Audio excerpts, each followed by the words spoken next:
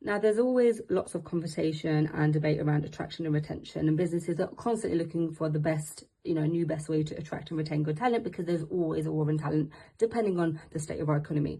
So I thought I'll introduce to you the new HR Habitat CAD model of attraction and retention. And this is a 3-stage model of attracting and retaining the talent that you want for your business. And before we get into it, I need to let you know that businesses usually go straight into stage number 2 without considering the first and the last stage of this process. And if you follow this process, you're in for a winner. You'll be able to attract the talent and retain the talent that you need.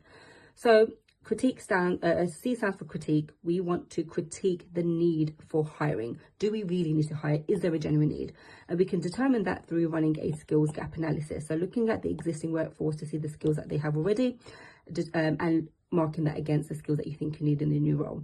What is a new role? Why do you need to hire? To determine, is there a need? Once we have determined that there is an actual need, you know what the role is, you know why you need it, we want to analyze the role. This is crucial. Before we hire, we need to look at how this role will fit into the existing business, where this role will be. For example, is this a new function? Is this a brand new role? Is it, will it be slotted into an existing function of the business? And very, very crucially, a plan. Businesses often miss this. Where do you see this role in X amount of time? Looking at the succession of this role. If we're not doing this, then we're not going to know, and we won't attract the right people. Once we've done all of that, we'll be able to specify the role. And I've left these blanks so we can do it together. So looking at the duties of the role, looking at the qualifications that will be needed, and if there's any experience that will be needed. Once you're able to identify all of this, this will nicely lead you into stage 2, which is the appeal process. Now, we could have called this advertising, but we call it appeal for a reason, because we want to attract and make sure that people want to work for our business. So we look at the company and the role, why people might want to work for the company, why they need to work in the role, and the what. Who is the company? What is the company, and what is exactly the role? We'll be able to answer the what if we've done this stage here. And then this is very crucial. Again, where does this role go? What is the development? And again, we'll be able to answer this after we've done the role analysis as part of the critique stage. Next, we want to look at advertising. Who do you want to attract? Appeal to them. If you want to attract a certain demographic, make sure you go to the right sources. For example, if you're hiring for an apprenticeship position, go to colleges and universities. Attract the right people by the right means. And next, we want to look at your interview process. What does the interview process look like? Is this a technical role? Is this a very situational based role where you need a lot of experience, maybe qualification? This part will be determined by the first stage. Again, do we need to do a shortlist? I mean, this will be determined by all of this, but a lot of companies may not need the shortlisting process, but some roles, this is probably something that we'd recommend, particularly within non-technical roles.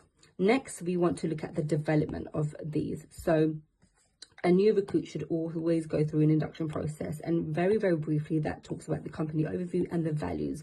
Now, if you're not talking about the values of the business, you're unlikely going to enable your new recruits to align with this. So make sure we're talking about the values of the business, which then leads us on nicely to the formal reviews. So that might mean an end of probation review, that might mean quarterly reviews, or an end of year review.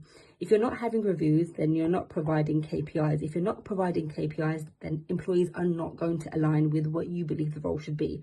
And we should know what the role is if we've done these stages here, because quite often businesses will go into KPIs and end of quarter reviews, but not actually provide the information of where they see this role going, what this role is, where this role will slot, what the plan for the role is. All of these things are missing, but yet they're doing this, which is unfair for both parties.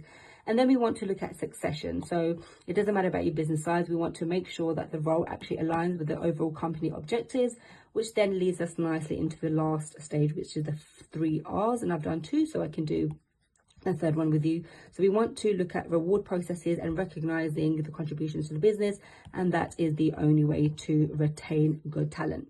Now, this is a very brief overview of our CAD model for attraction and retention. If you want to know more, then keep your eye on other videos, because we'll be going into these stages in a lot more depth.